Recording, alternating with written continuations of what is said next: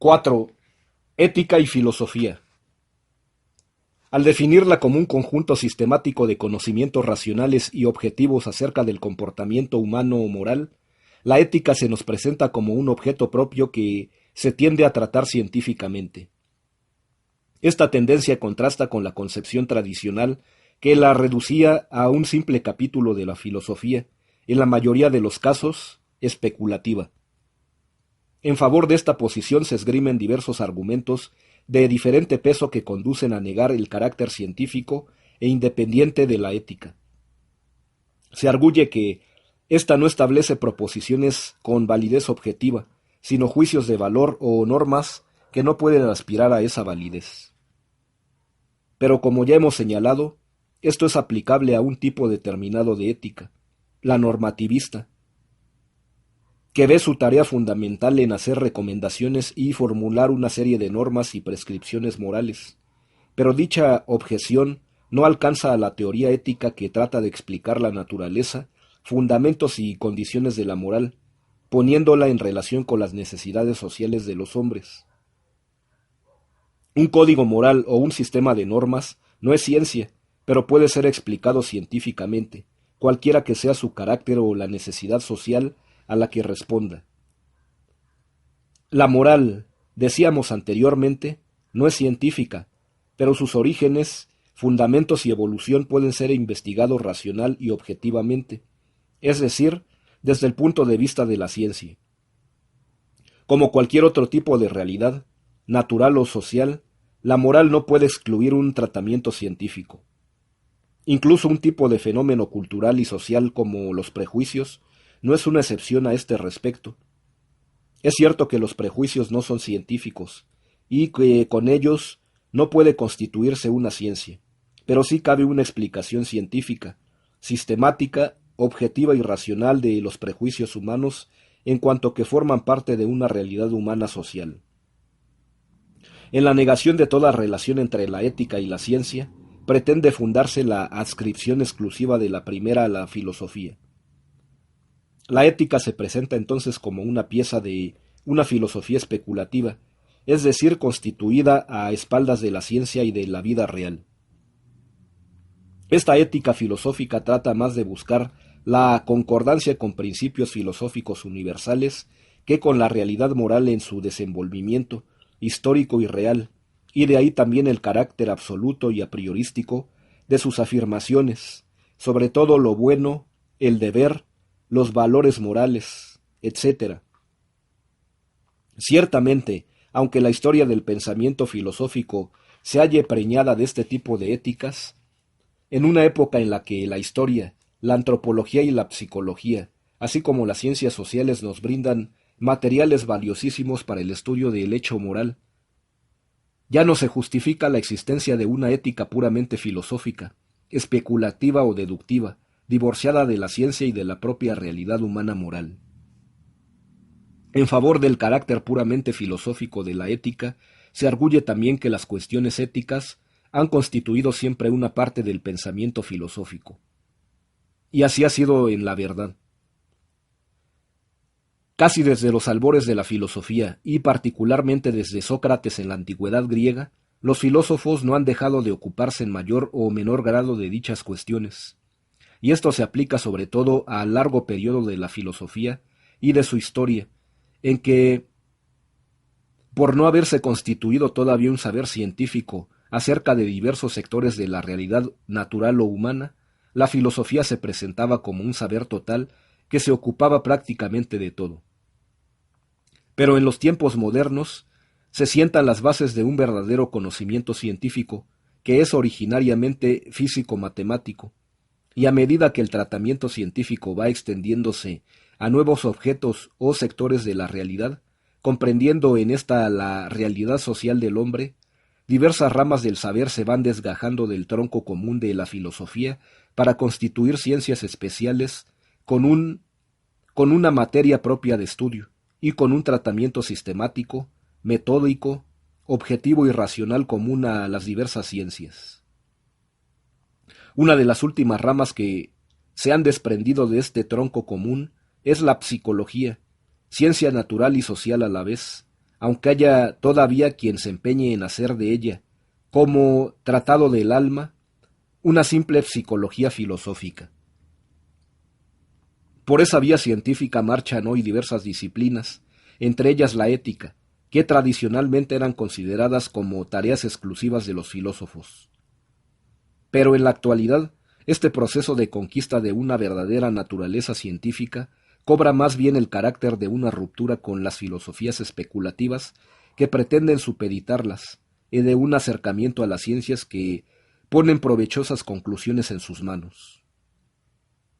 La ética tiende así a estudiar un tipo de fenómenos que se dan efectivamente en la vida del hombre como ser social y constituyen lo que llamamos el mundo moral. Asimismo, trata de estudiarlos no deduciéndolos de principios absolutos o a priorísticos, sino hundiendo sus raíces en la propia existencia histórica y social del hombre. Ahora bien, el hecho de que la ética, así concebida, es decir, con un objeto propio tratado científicamente, busque la autonomía propia de un saber científico, no significa que esta autonomía pueda considerarse absoluta con respecto a otras ramas del saber, y en primer lugar con respecto a la filosofía misma. Las importantes contribuciones del pensamiento filosófico en este terreno, desde la filosofía griega hasta nuestros días, lejos de quedar relegadas al olvido, han de ser muy tenidas en cuenta, ya que en muchos casos conservan su riqueza y vitalidad. De ahí la necesidad y la importancia de su estudio. Una ética científica presupone necesariamente una concepción filosófica inmanentista y racionalista del mundo y del hombre, en que se eliminen instancias o factores extramundanos o supramundanos e irracionales. En consecuencia con esta visión inmanentista y racionalista del mundo, la ética científica es incompatible con cualquier cosmovisión universal y totalizadora que pretenda situarse por encima de las ciencias positivas o en contradicción con ellas. Las cuestiones éticas fundamentales, como por ejemplo las de las relaciones entre responsabilidad, libertad y necesidad, tienen que ser abordadas a partir de supuestos filosóficos cardinales como el de la dialéctica de la necesidad y la libertad. Pero en este problema, como en otros, la ética científica ha de apoyarse en una filosofía vinculada estrechamente a las ciencias, y no en una filosofía especulativa, divorciada de ellas, que pretenda deducir la solución de los problemas éticos de principios absolutos. A su vez, como teoría de una forma específica del comportamiento humano, la ética no puede dejar de partir de cierta concepción filosófica del hombre. La conducta moral es propia del hombre como ser histórico, social y práctico, es decir, como un ser que transforma conscientemente el mundo que le rodea, que hace de la naturaleza exterior un mundo a su medida humana, y que de este modo transforma su propia naturaleza. El comportamiento moral no es, por tanto, la manifestación de una naturaleza humana eterna e inmutable, dada de una vez y para siempre, sino de una naturaleza que está siempre sujeta al proceso de transformación que constituye justamente la historia de la humanidad. La moral y sus cambios fundamentales no son sino una parte de esa historia humana, es decir, del proceso de autoproducción o autotransformación del hombre que se manifiesta en diversas formas, estrechamente vinculadas entre sí, desde sus formas materiales de existencia a sus formas espirituales, a las que pertenece la vida moral. Vemos pues que si la moral es inseparable de la actividad practicada del hombre, material y espiritual, la ética no puede dejar de tener nunca como fondo la concepción filosófica del hombre que nos da una visión total de éste como ser social, histórico y creador. Toda una serie de conceptos que la ética maneja de un modo específico, como los de libertad, necesidad, valor, conciencia, socialidad, etc., presuponen un esclarecimiento filosófico previo. Asimismo, los problemas relacionados con el conocimiento moral o con la forma, significación y validez de los juicios morales requieren que la ética recurra a disciplinas filosóficas especiales, como la lógica, la filosofía del lenguaje y la epistemología. En suma, la ética científica se halla vinculada estrechamente a la filosofía, aunque como ya hemos señalado, no a cualquier filosofía, y esta vinculación, lejos de excluir su carácter científico, lo presupone necesariamente cuando se trata de una filosofía que se apoya en la ciencia misma. 5. La ética y otras ciencias. Por su objeto, una forma específica del comportamiento humano, la ética se relaciona con otras ciencias que estudian, desde diversos ángulos, las relaciones y el comportamiento de los hombres en sociedad y que proporcionan datos y conclusiones que contribuyen a esclarecer el tipo peculiar de conducta humana que es la moral. Los agentes morales son, en primer lugar, individuos concretos que forman parte de una comunidad. Sus actos morales solo son tales en sus relaciones con los demás. Sin embargo, presentan siempre un aspecto subjetivo, interno, psíquico, constituido por motivos, impulsos, actividad de la conciencia que se traza fines, selecciona medios, decide entre diversas alternativas, formula juicios, de aprobación o desaprobación, etc. De ese aspecto psíquico, subjetivo, forma parte también la actividad subconsciente. Aunque el comportamiento moral responda, como veremos, a la necesidad social de regular las relaciones de los individuos en cierta dirección, la actividad moral es siempre vivida interna o íntimamente por el sujeto en un proceso subjetivo a cuyo esclarecimiento contribuye poderosamente la psicología.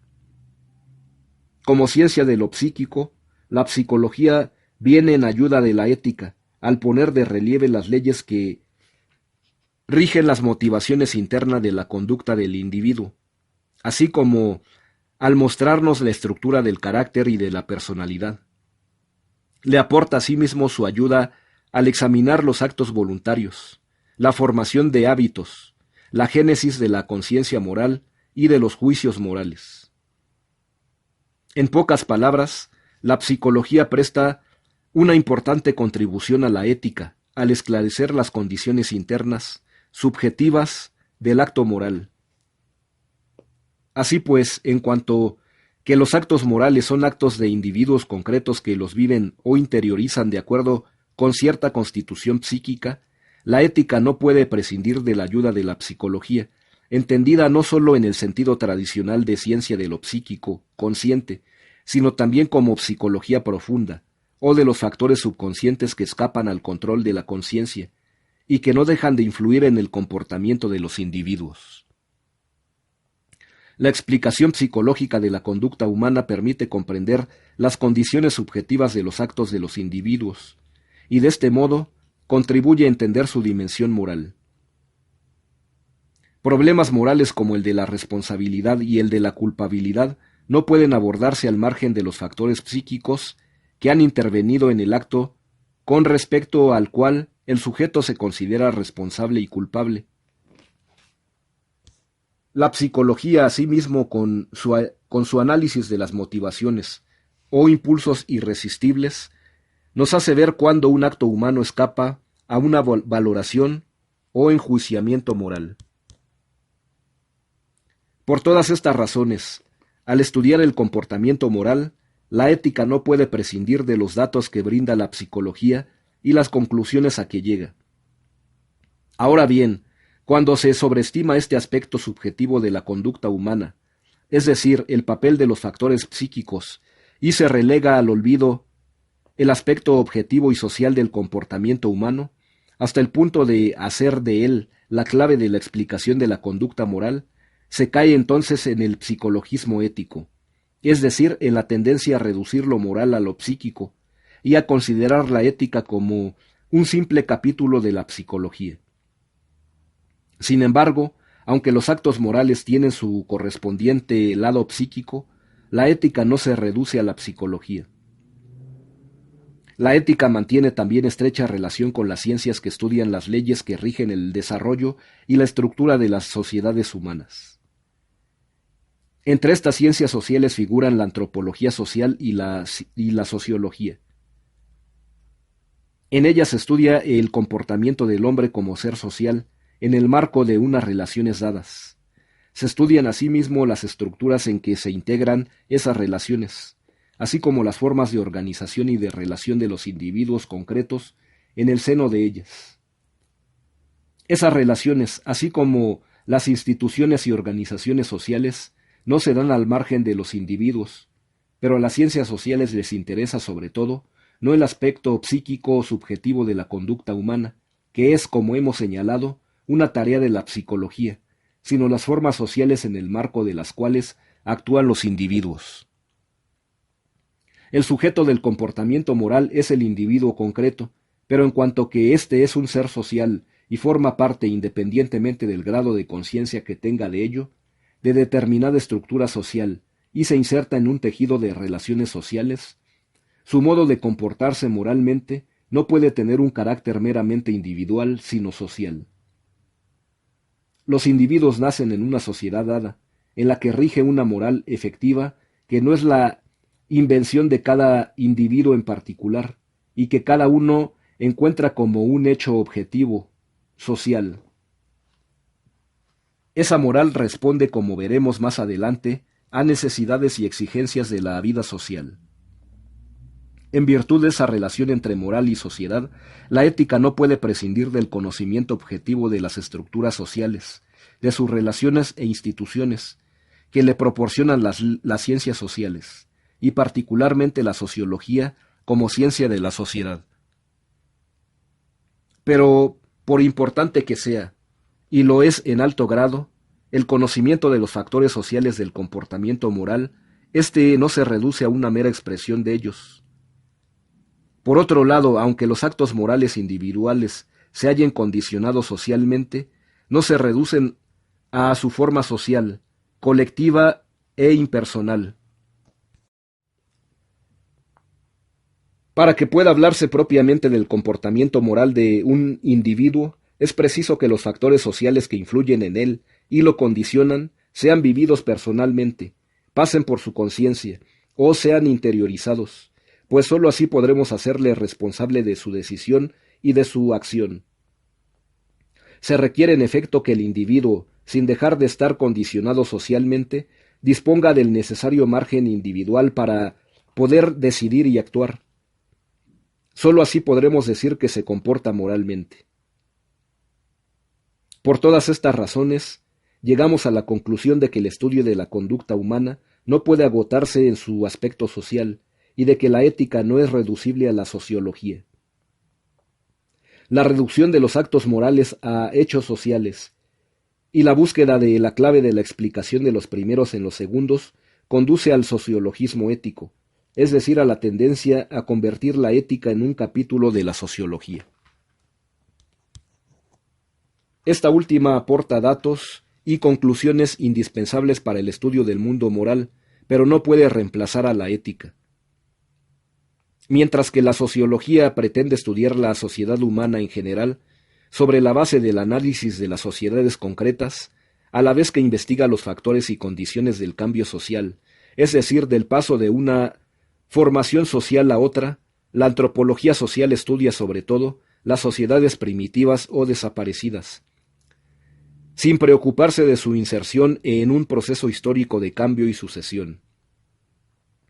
Dentro del estudio de la conducta de estas comunidades entra también el análisis de la conducta moral.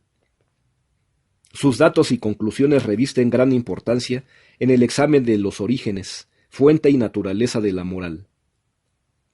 Los antropólogos han logrado establecer correlaciones entre la estructura social de una comunidad y el código moral que la rige, demostrando con ello que las normas que hoy, conforme a nuestro código moral actual, parecen en algunos casos inmorales, como la de no respetar la vida de los ancianos y de los prisioneros.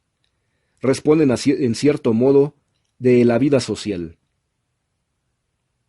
Las conclusiones de los antropólogos constituyen una seria advertencia contra los intentos de los teóricos de la moral que, desconociendo la relación entre esta y las condiciones concretas sociales, tratan de elevar al plano de lo absoluto determinados principios y normas que corresponden a una forma concreta de vida social. Y esta advertencia se legitima asimismo con el estudio desdeñando casi siempre por la ética tradicional, de la historia de la moral como proceso de sucesión de unas morales efectivas por otras. Si existe una diversidad de morales, no solo en el tiempo, sino en el espacio, y no solo en las sociedades que se insertan en un proceso histórico definido, sino incluso en aquellas sociedades hoy desaparecidas que precedieron a las sociedades históricas, la ética como teoría de la moral ha de tener presente un comportamiento humano que varía y se diversifica en el tiempo. El antropólogo social por un lado y el historiador por otro ponen ante nosotros la relatividad de las morales, su carácter cambiante, su cambio y sucesión al cambiar y sucederse sociedades concretas. Pero esto no significa que el pasado moral de la humanidad sea solo un montón de ruinas y que todo lo que en otros tiempos tuvo una vitalidad moral se extinga por completo, a desaparecer la vida social a la que respondía determinada moral. Los datos y conclusiones de la antropología y la historia contribuyen a que la ética se aleje de una concepción absolutista o suprahistórica de la moral, pero a la vez le plantea la necesidad de abordar el problema de si, a través de esa diversidad y sucesión de morales efectivas, existen también, junto a sus aspectos históricos y relativos, otros que perduran, sobreviven o se enriquecen, elevándose a un plano moral superior. En suma, la antropología y la historia, a la vez que contribuyen a establecer la correlación entre moral y vida social, plantean a la ética un problema fundamental, el de determinar si existe un progreso moral. Toda ciencia del comportamiento humano o de las relaciones entre los hombres puede dar una aportación provechosa a la ética como ciencia de la moral. Por ello, también la teoría del derecho puede aportar semejante contribución en virtud de su estrecha relación con la ética, ya que una y otra disciplina estudian la conducta del hombre como conducta normativa. En efecto, ambas ciencias abordan el comportamiento humano sujeto a normas, aunque en el terreno del derecho se trata de normas que se imponen con una obligatoriedad externa e incluso coercitiva, mientras que en la esfera de la moral, las normas, siendo obligatorias, no se imponen coercitivamente. La ética se halla vinculada asimismo con la economía política, como ciencia de las relaciones económicas que los hombres contraen en el proceso de producción. Esa vinculación tiene por base la relación efectiva en la vida social de los fenómenos económicos con el mundo moral. Se trata de una relación en un doble plano. A. En cuanto que las relaciones económicas influyen en la moral dominante en una sociedad dada. Así, por ejemplo, el sistema económico en el que la fuerza de trabajo se vende como mercancía y en el que rige la ley de la obtención del máximo beneficio posible, genera una moral egoísta e individualista que responde al afán de lucro. El conocimiento de esa moral tiene que basarse en los datos y conclusiones de la economía política acerca de ese modo de producción o sistema económico. B. En cuanto que los actos económicos, producción de bienes mediante el trabajo y apropiación y distribución de ellos, no pueden dejar de tener cierta coloración moral. La actividad del trabajador, la división social del trabajo, las formas de propiedad de los medios de producción y la distribución social de los productos del trabajo humano plantean problemas morales. La ética como ciencia de la moral no puede dejar en la sombra los problemas morales que plantea, particularmente en nuestra época. La vida económica y a cuyo esclarecimiento contribuye la economía política como ciencia de las relaciones económicas o los modos de producción. Vemos pues que la ética se relaciona estrechamente con las ciencias del hombre o ciencias sociales, ya que el comportamiento moral no es sino una forma específica del comportamiento del hombre, que se pone de manifiesto en diversos planos: psicológico, social, práctico utilitario, jurídico, religioso o estético. Pero la relación de la ética con otras ciencias humanas o sociales, que tiene por base la estrecha relación de las diversas formas de conducta humana, no puede hacernos olvidar su objeto específico, propio, como ciencia del comportamiento moral.